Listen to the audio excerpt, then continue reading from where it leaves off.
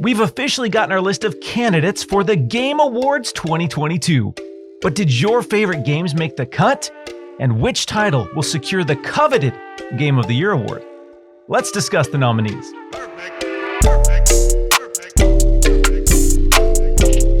What's going on, everyone? Miles Dompierre here. So today was the big day.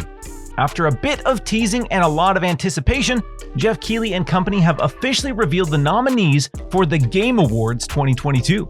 Spanning 31 categories in total, there were a huge number of critically acclaimed games recognized for their industry importance this year. To save us all a little time, I won't be discussing every single category, but there are a few noteworthy groups worth highlighting. Who got nominated? Who got snubbed? And who should win? We'll be diving into all of that and more. As we make our way through these nominees, be sure to drop your picks in the comment section below. And if you're excited about this video and want to show your support, tickle that like button and be sure to subscribe to the channel. Now, let's break down these prospective award winners. Let's start with A Song in Our Hearts.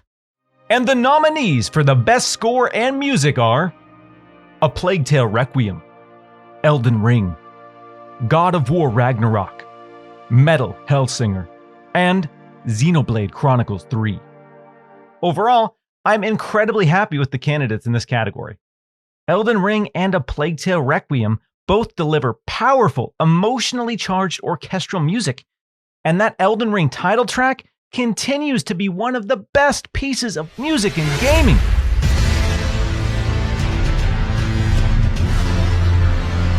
Also gotta give an enormous shout out to Metal Hellsinger, which features a stacked cast of some of my all-time favorite metal vocalists, including Matt Heafy of Trivium, Serge Tonkian of System of a Down, and Tatiana Schmalek of Ginger. Next up is the category for fans of high-octane combat. And the nominees for Best Action Game are Bayonetta 3, Call of Duty Modern Warfare 2, Neon White, Sifu, and Teenage Mutant Ninja Turtles Shredder's Revenge. Another well-rounded selection of titles with a handful of indie standouts. Neon White and Sifu both launched to exceptional critical acclaim, and Teenage Mutant Ninja Turtles Shredder's Revenge was pure beat-em-up joy. However, seeing Call of Duty in this section only reminds me that the Game Awards desperately needs a Best First-Person Shooter category. Now it's time to highlight some titles for fans of loot grinding and gear. And the nominees for Best RPG are Elden Ring, Live Alive, Pokemon Legends Arceus, Triangle Strategy, and Xenoblade Chronicles 3. Wow, outside of Elden Ring, Nintendo absolutely dominated this category in 2022. And this particular group of games most strongly aligns with my personal Game of the Year list.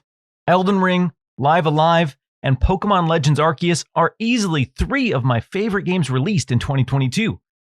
Stoked to see a huge amount of JRPG love in the conversations this year. The next group of games serve as certified eye candy. And the nominees for Best Art Direction are Elden Ring, God of War Ragnarok, Horizon Forbidden West, Scorn, and Stray. There's an obvious trend with titles like Elden Ring and God of War Ragnarok appearing in a majority of these categories, but it's hard to deny their beauty. Scorn, on the other hand, is disgusting and filled with atrocious monstrosities.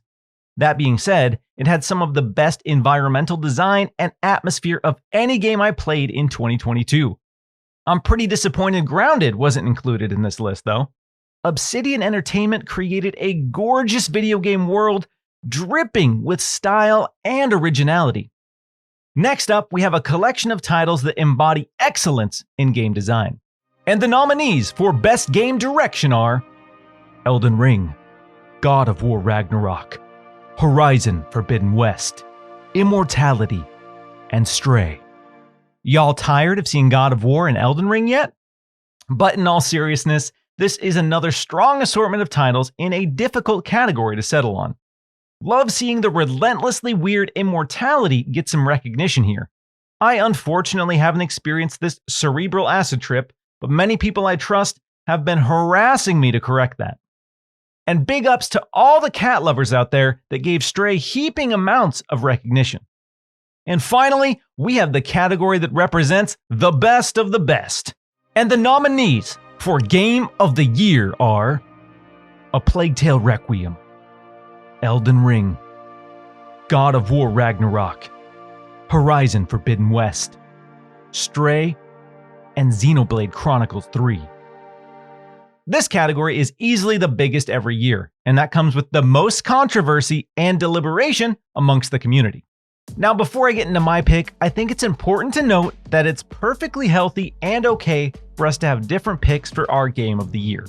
It's tremendously difficult to boil down impactful and transformative experiences into definitive award shows determined by online voting.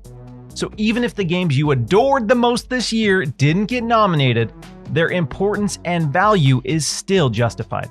For me, Elden Ring is a clean sweep. I went into From Software's latest entry with gargantuan expectations, and somehow they managed to exceed them in every possible way. From art direction to game design, what this team achieved with Elden Ring is nothing short of staggering. Only From Software could deliver a hard-as-hell RPG with brutally obtuse storytelling and have it explode into mainstream success. As Elden Ring inches towards 20 million units sold, a figure that stands toe-to-toe with Call of Duty, its impact on the industry and genre cannot be understated. Now, we gotta talk a bit more about the snubs at the Game Awards 2022. We just covered most of the major titles nominated this year, and while the general consensus online seems positive, I have seen vocal critics of the candidates.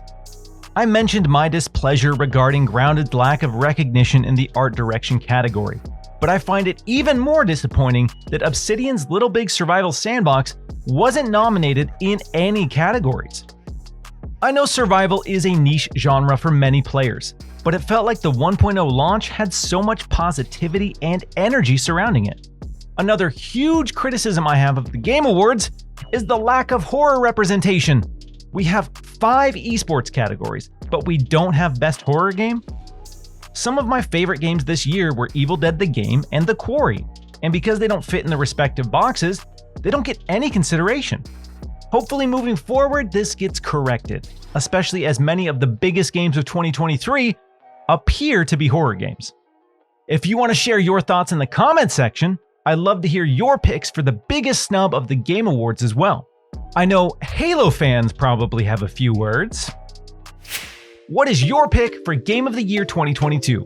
Let me know in the comment section below. And if you enjoyed this video, hit that like button and subscribe to the channel. Thanks so much for everything you do. Keep that passion burning, and we'll catch you in the next video.